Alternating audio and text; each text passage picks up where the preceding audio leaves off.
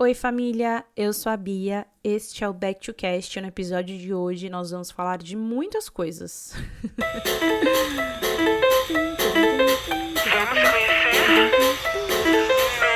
Gente, por que digo que vamos falar de muitas coisas? Não consegui definir um tema específico para este episódio, pois muitas coisas estão acontecendo ao mesmo tempo e eu preciso falar de muitas delas. Preciso não, eu quero falar. Por quê? Porque eu me sinto aqui, já que tenho esse espaço onde eu posso compartilhar as minhas opiniões, aqui estou. E assim, começo esse episódio dizendo que estou aqui movida pelo meu ódio, pois essa semana uma situação aconteceu e eu falei, vou gravar um podcast sobre isso. E aí, parando para analisar um pouco mais a fundo a situação, eu já gravei vários podcasts sobre isso, porque nós temos aqui um episódio sobre Um Lugar ao Sol, que é um documentário que relata a desigualdade social. Nós temos episódios aqui sobre Pureza, que é um filme que retrata a escravidão no Brasil, o que também é um reflexo da desigualdade social. A gente tem aqui episódios sobre Que Horas Ela Volta, que mais uma vez fala de desigualdade social e de minorias, e enfim. E aí cá estou mais uma vez, mas dessa vez não é para falar sobre cinema. Dessa vez eu estou aqui porque estava eu, tranquila, navegando nas profundezas do TikTok, quando eu me deparei num vídeo de uma querida, e aí, gente, aspas, não é nada contra ela, não é sobre ela, não é sobre o trabalho dela, não é sobre o conteúdo dela. Não é isso. Respeito o trabalho dos corretores de imóveis desse meu Brasil e acho que ela tá ali pra vender o peixe dela, né? E muita gente utiliza o TikTok como ferramenta, enfim, não é essa a discussão.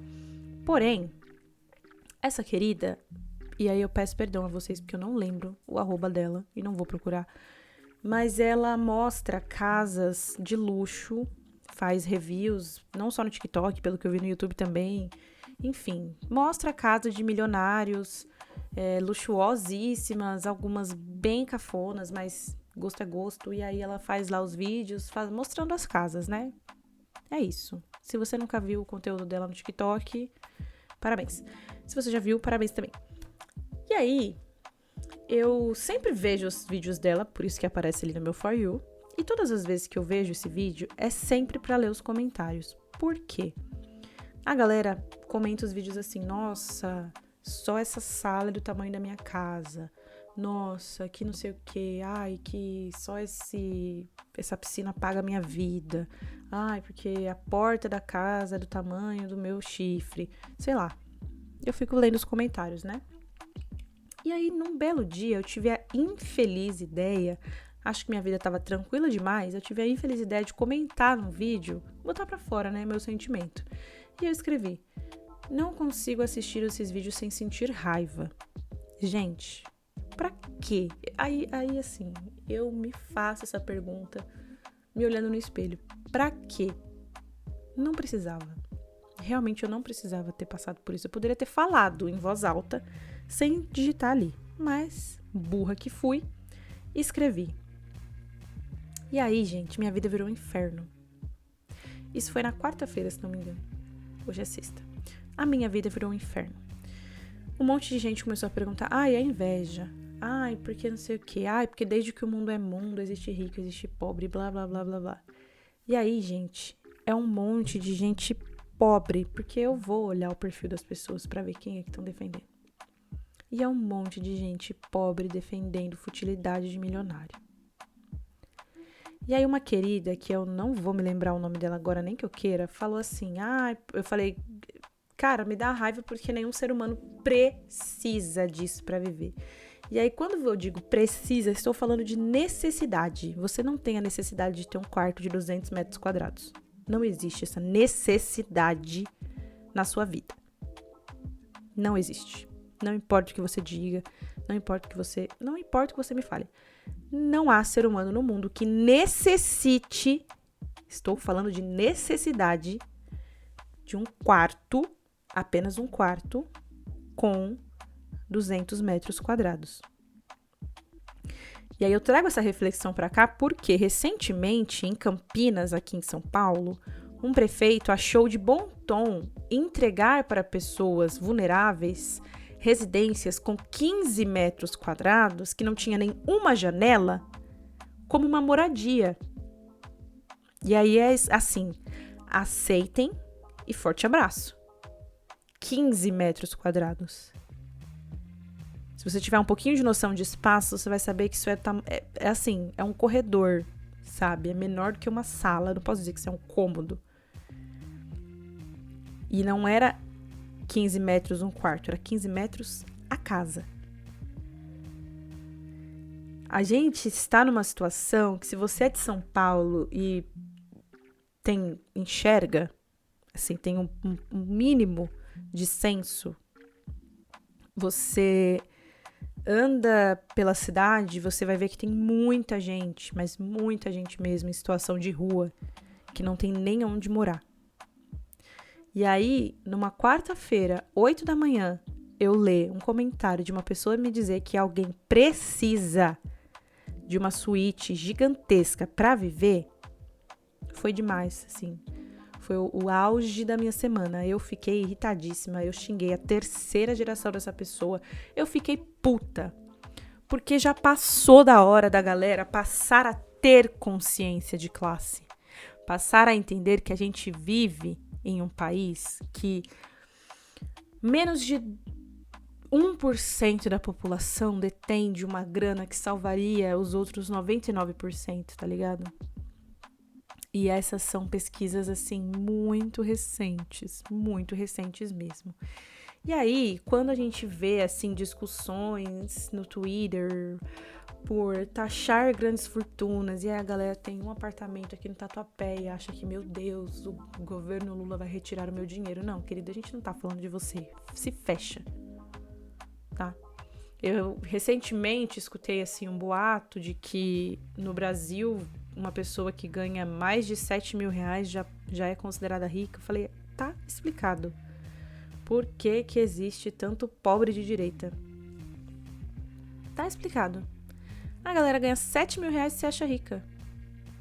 Assim, se a gente for colocar na ponta do lápis, 7 mil reais deveria ser um salário mínimo no Brasil para suprir todos os custos e para que essa pessoa tenha direito ao básico.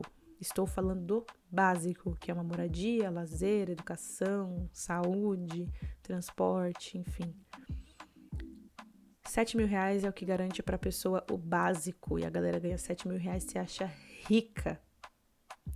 E aí, sinceramente, é esse o problema do país, sabe?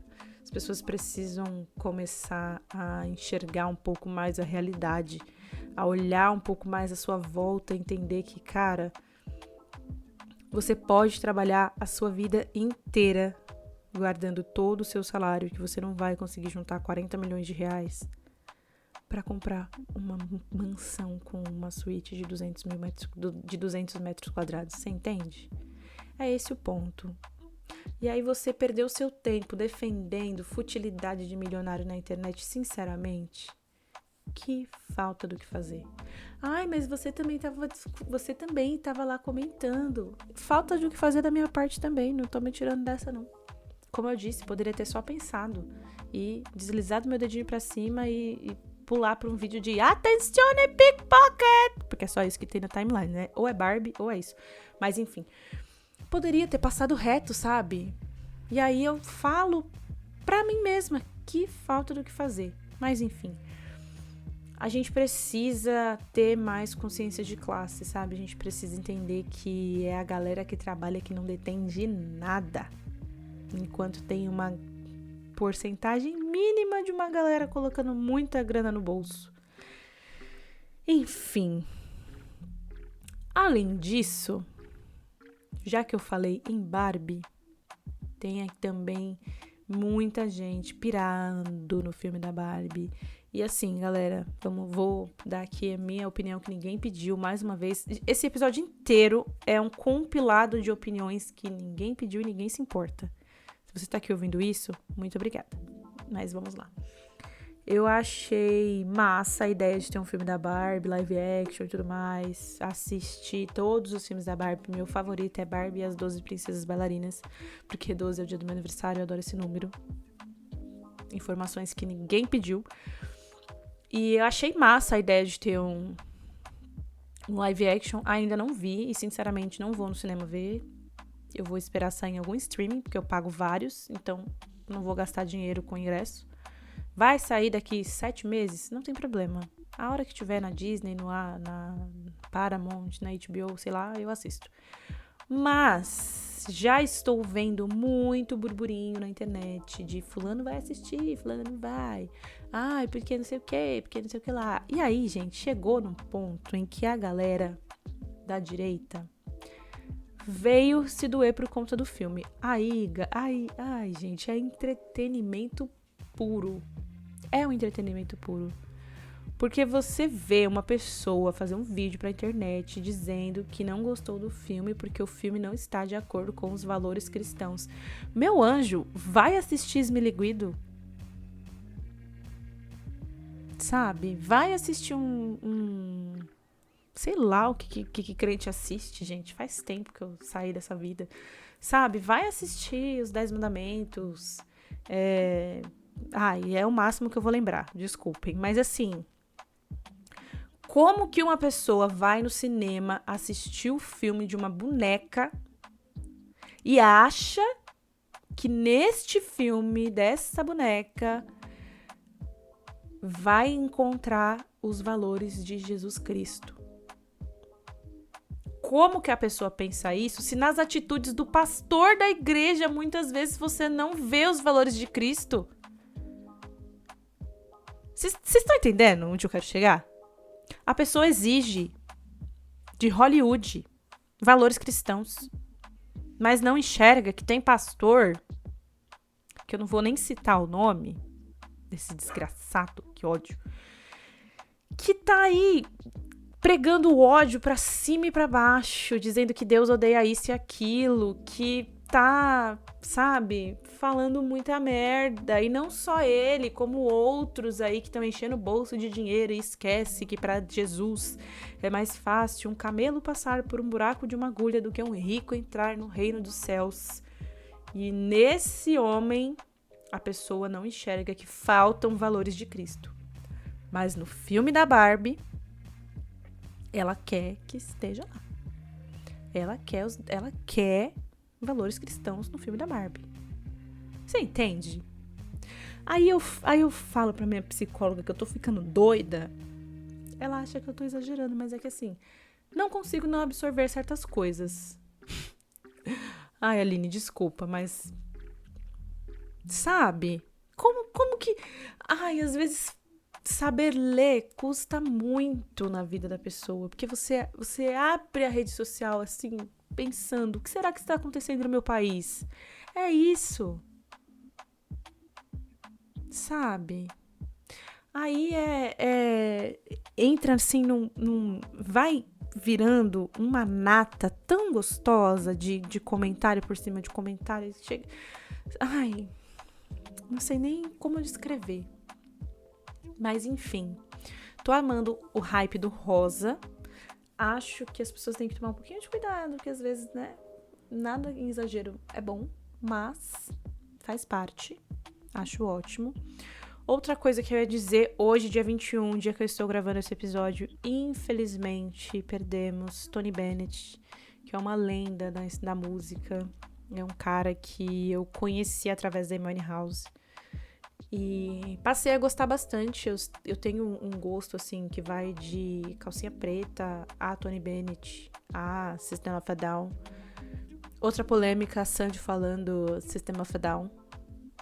Ai, gente, sinceramente. Mas enfim, ó o TDAH dando seus sinais, os assuntos se atravessando. Volta, Tony Bennett. Perdemos Tony Bennett. E aí eu, como eu estava dizendo, conheci o Tony através da Amy House. Ela era muito fã dele e chegou a gravar com ele. E, infelizmente, ela morreu antes de ver a obra finalizada. E alguns anos depois ele fez um álbum com a Lady Gaga. E aí, pra mim, assim, auges da vida, sabe? E ele já estava doente há algum tempo. Ele estava com Alzheimer. Então, já tinha 96 anos. Então, querendo ou não, Era questão de tempo até a gente receber essa notícia, mas de qualquer forma vou deixar aqui esse trechinho como uma breve homenagem ao Tony, que ele descanse em paz e esteja em um bom lugar. E falando em descansar em paz, a gente tá acompanhando uma polêmica envolvendo Gal Costa e sua companheira, ex-viúva, ex-companheira, não sei como definir essa pessoa. E assim, gente, eu estou completamente chocada. Não só chocada, como triste com essa história. Tá vendo como não tinha como eu definir um nome pra esse episódio? Tá fluindo, gente. Só tô botando pra fora. Mas assim, quando eu soube dessa história da Gal com a Vilma, eu demorei um tempinho assim pra entender a profundidade de tudo que aconteceu. Porque você viver numa relação abusiva por 30 anos, eu vivi alguns... Deixa pra lá. Mas assim, você viver 30 anos numa relação abusiva como foi a delas, e aí você vê uma estrela, sabe? Uma personalidade brasileira tão marcante, tão intensa, tão brilhante, ser tratada como ela foi e ser apagada como ela foi, porque é nítido que a Vilma tentava apagar a Gal, tentava boicotar a carreira da Gal, tentava acabar com a vida da Gal. E é isso que essas pessoas fazem mesmo, né? Elas tentam acabar com a vida do outro, elas tentam diminuir o outro, elas tentam ser o tempo inteiro superiores ao outro. E aí, quando eu vi que a história tava chegando num ponto de vamos exumar o corpo pra saber a causa da morte, eu falei, caralho! E a matéria da revista Piauí está incrível. Eu recomendo, se você não sabe do que eu estou falando, se você não sabe da história, se você tá aqui perdido, falando quem é Gal Costa, aí eu te recomendo ouvir no Spotify as músicas dela. E se você não sabe quem é Gal Costa, realmente, assim, por favor, vai atrás. Mas, enfim, se você não sabe do que se trata tudo isso que eu estou dizendo, vou recomendar a você que procure a matéria da revista Piauí sobre a Gal.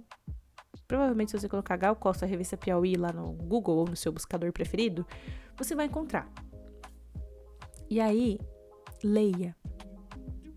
E é sério. Eu poderia facilmente achar que aquilo é um roteiro de um filme. Porque é muito bizarra a história. Muito bizarra mesmo. E assim, chateada. Eu espero, mais uma vez, que a Gal descanse em paz, que esteja plena, serena, tranquila, nos braços de Deus, porque passar pelo que ela passou, não consigo nem imaginar. Na verdade eu consigo, mas deixa pra lá. E aí, gente, outra coisa que eu queria muito, assim, falar com vocês, que sei lá, são situações que é impossível não se afetar, né? Como mulher e como uma mulher preta, é impossível não me afetar com certas histórias. E aí, recentemente, eu fui até o MIS, que é o Museu da Imagem e do Som aqui em São Paulo, que é um lugar incrível, que sempre tem exposições muito, muito massa. E eu lembro que no último episódio, se não me engano, eu falei pra vocês que eu queria muito trazer aqui um episódio sobre a história da Tina. Como vocês sabem, eu adoro biografias, me aprofundar em histórias, e aí eu me aprofundo demais. E, enfim, fui até o MIS pra visitar a exposição da Tina Turner. Infelizmente já acabou a exposição, senão até recomendaria pra vocês pra visitar, porque foi muito lindo mesmo. Tinha um espaço na exposição que você podia assistir todos os clipes da Tina. E eu queria muito ter ficado, mas infelizmente eu não ia ter tempo. Assisti só alguns, porque ia durar 190 minutos. Mas assim, vamos lá. Vou resumir muito brevemente a história, porque o episódio já está ficando muito longo e eu sei que ficar ouvindo uma pessoa falando sozinha durante muito tempo não é tão legal. Se você achar, é bom você procurar ajuda. Mas enfim, Fui visitar a exposição da Tina. E aí, eu comecei a ler, né? Toda ali a trajetória seguinte e tudo mais. E eu fiquei meio obcecado, fui atrás de documentário. E, inclusive, recomendo o documentário na HBO Tina, que saiu em 2021. E é muito bom que a gente tenha conseguido fazer esse documentário com ela em vida, porque ela conta detalhes de situações que você fica muito passado. Mas a Tina foi uma mulher que passou por um relacionamento agressivo, abusivo, e é no mesmo ponto ali da Gal, sabe? Você estar com uma pessoa que quer o tempo todo te derrubar, quer te diminuir, quer ser melhor que você, quer acabar com o seu talento, quer te colocar com a sua autoestima, quer colocar limites no que você pode ou não fazer, enfim. Relacionamentos abusivos, já passamos por histórias aqui de mulheres que passaram por isso também, então temos aqui, né, Emily House, Elza Soares, enfim, Gal Costa e a nossa Tina Turner. E aí, gente, eu fui me aprofundando na história dela em pontos que eu conhecia, mas não me lembrava, e outras coisas que eu não sabia. E eu fiquei muito, muito, muito chocada com a grandiosidade. Não chocada com a grandiosidade dela, mas chocada com tantos altos e baixos na vida dela. E mesmo assim ela conseguiu, tá ligado? Aos 44 anos, quando a indústria da música jogava ela no lixo, já praticamente, porque a gente sabe que as mulheres não podem envelhecer e quando elas envelhecem, elas estão jogadas fora. Isso é um fato. E a indústria que tava jogando ela no lixo teve que engolir ela, teve que aceitar que uma mulher que não fazia parte de uma banda de rock como os Rolling Stones e os Beatles na época, ela não tinha uma banda, era o nome dela e ela ia fazer sucesso e ela ia fazer o show com o maior público da história mundial. O show solo de uma mulher com o maior público. Né? Digo show solo porque é fora de festivais. E foi no Brasil, no Rio de Janeiro. E assim, a história da Tina é foda. E aí, sabe quando você tá passando por um momento na sua vida? E aí, gente, eu vou desabafar aqui, né? Abrir meu coração. E para algumas pessoas pode parecer muito estranho uma menina de 26 anos, quase 27, falando sobre isso, mas é que às vezes a gente chega em alguns pontos da nossa vida que a gente acha que a gente não conquistou nada, que a gente não... E eu digo a gente porque eu converso com outras pessoas da mesma idade que também têm essa sensação. Então chega ali nos 25, a partir dos 25, entre os 25 e os 30 anos e acha que, meu Deus, eu não fiz nada, eu não tenho nada, eu sou uma fodida.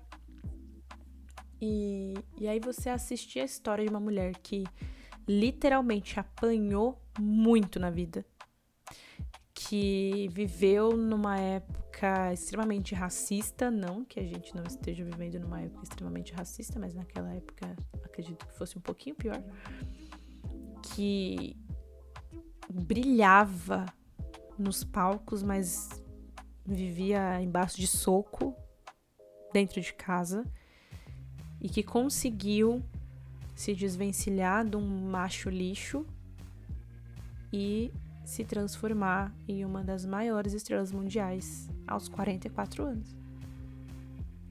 E viver uma carreira de muito sucesso, de músicas estouradas, de filmes de sucesso que atravessa gerações. E eu fiquei, caralho!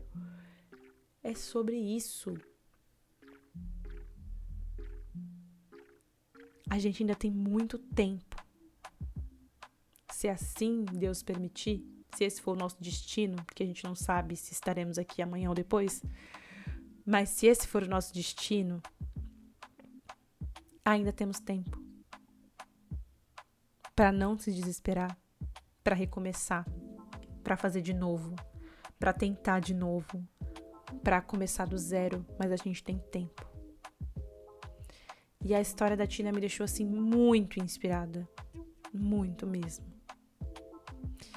E aí, se vocês quiserem, eu posso aprofundar num episódio sobre ela, focando, como fiz com a Amy, nas glórias, porque chega de falar de dor, mas eu acho que vale a pena, então caso vocês queiram, eu trago aqui pra gente. E aí, falando em mulheres muito grandes e muito talentosas, muito famosas, eu vou encerrar falando de... É que assim, de verdade, gente, é muita coisa acontecendo ao mesmo tempo. Eu queria falar um pouco sobre tudo. Queria conseguir falar sobre muitas coisas. Tem muita produção, e aí voltando um pouco para os temas, né? Tem muita produção audiovisual brasileira que eu gostaria de trazer aqui. Assim que Vai na Fé acabar, eu vou fazer um episódio sobre a novela. Tem Os Outros, que é uma série da Rede Globo, do Globoplay, que foi muito boa e está completa no Globoplay. Temos... Recentemente saiu um documentário sobre a Xuxa. Na verdade, está saindo, né? Um por semana. Saiu um episódio na semana passada, na estreia. Hoje, ontem. Hoje, não sei. Mas é um episódio por semana e são 5 episódios e saíram 2 até o dia de hoje, 21/7. Que também é muito bom, mas eu só vou gravar quando finalizar, porque eu acho que vale a pena contar essa história. Sempre vai valer a pena contar a história da Xuxa, porque é foda. E eu tô, assim, aguardando ansiosamente o momento em que eles vão falar do pacto. Porque, assim, gente, ela começou o auge ali da carreira dela nos anos 80, né, com as crianças e tudo mais, e era muita fama, Xuxa Verde, enfim, show da Xuxa, Nave, Paquita, tudo mais, maravilhoso. Mas eu peguei uma fase já de Mundo da Xuxa, né, antes da TV Globinho, XSPB, porque eu sou jovem, olha aí. Então essa fase do show da Xuxa, que também tá no Globoplay, e eu assisti um episódio, achei bem interessante, e vou me aprofundar um pouco mais, mas enfim. Não peguei essa fase ali do auge, né, Paquitas, discos, milhões de cópias vendidas, essa fase não era nem nascida, mas quando criança, peguei ali a época do XSPB, né, laptop da Xuxa. Tive um laptop da Xuxa. Inclusive, por mim, eu teria ele até hoje, mas a minha mãe deu pra alguém, não sei pra quem, mas enfim. Tive um laptop da Xuxa. Tinha tênis. Mas, ao mesmo tempo que eu tinha acesso a esses brinquedos, tinha a história de que a Xuxa era do demônio. Que a Xuxa tinha pacto, que o sinal que ela faz com a mão é do capeta. E eu quero muito saber. O povo tá enlouquecido por causa de briga com Marlene Matos. Eu quero que Marlene Matos vá pra puta. Pelo amor de Deus, sem processos, mas enfim. Tô nem aí pra briga da Xuxa com a Marlene. Sinceramente, não importa. Eu quero saber do pacto. Eu quero ver o que ela vai ter a dizer sobre a história do pacto. Porque se não falar, vai ser muita hipocrisia. Porque até comercial pra Netflix, brincando com essa coisa do pacto, da boneca que matou a pessoa e etc., foi feito. Stranger Things. Se você nunca viu esse comercial, procura no YouTube, que é muito bom. Mas, assim, quero saber o que eles têm a dizer sobre o pacto. Estou aguardando ansiosamente sobre isso. E aí, quando finalizar, né, quando o documentário estiver todo disponível, aí eu vou fazer aqui um episódio não só sobre a carreira, mas também só falando um pouquinho dos clássicos, né? O primeiro filme que eu vi no cinema na minha vida foi Xuxa e os Doentes. Você entende? Eu tenho uma amiga que toda vez que eu vejo aquela música, que é o funk da Xuxa, que viraliza, vira e mexe no Instagram, eu mando pra ela porque a gente era viciada. Então, assim, não tem como, cara. A Xuxa fez parte da vida da minha geração, da geração anterior, de muitas pessoas. Ela foi um estouro, realmente, não tem como negar. Ah, é porque não tinha Paquita preta, não tinha Paquita gorda, não tinha isso, não tinha aquilo. Ah, é porque o pacto, ah, é porque a Marlene, ah, é porque... Vou fazer um episódio. E é isso. Como eu já tinha dito aqui, este episódio são várias opiniões que ninguém pediu e é uma grande discussão entre eu e eu mesma. Tá bom, gente, não leve pro coração. Se você gostou, compartilha com alguém que gostaria de ouvir essas minhas ideias loucas. Deixe seu like lá no post no Instagram. Deixa 5 estrelas, avalia, não sei mais como é que faz a avaliação no Spotify, mas enfim, avalia aí. E voltarei em breve sobre as minhas promessas aqui de episódios. Me lembro de quando eu falei do episódio sobre a Tina, eu falei que faria também um episódio da Rita Lee, porque perder as 2 rainhas do rock no mesmo mês pra mim foi muito foda, foi muito pesado, assim, doeu. E aí, gente, estou finalizando a segunda biografia da Rita Lee, que é muito bom. Lê a Rita. Quando você lê, e aí eu digo isso porque no primeiro livro também eu tive essa mesma sensação de que você tá de que é uma conversa com uma amiga, e essa amiga tá te contando histórias da vida dela, que aconteceram. E aí essa segunda biografia da Rita Lee fala sobre o período do câncer, como ela descobriu, iniciou o tratamento e tudo mais. E assim, é triste acompanhar essa fase e ao mesmo tempo é muito engraçado, porque ela torna tudo muito engraçado. E é um livro excelente, é super rapidinho. É que eu tive pouco tempo pra ler nos últimos dias, mas eu já tô quase finalizando e aí eu vou trazer um episódio aqui sobre isso. Mas, nunca é demais dizer obrigada, Rita. E eu vou ficando por aqui. Espero que vocês tenham gostado desse episódio. Não estranhem as minhas loucuras e muito em breve estou de volta. Beijo, beijo e eu fui!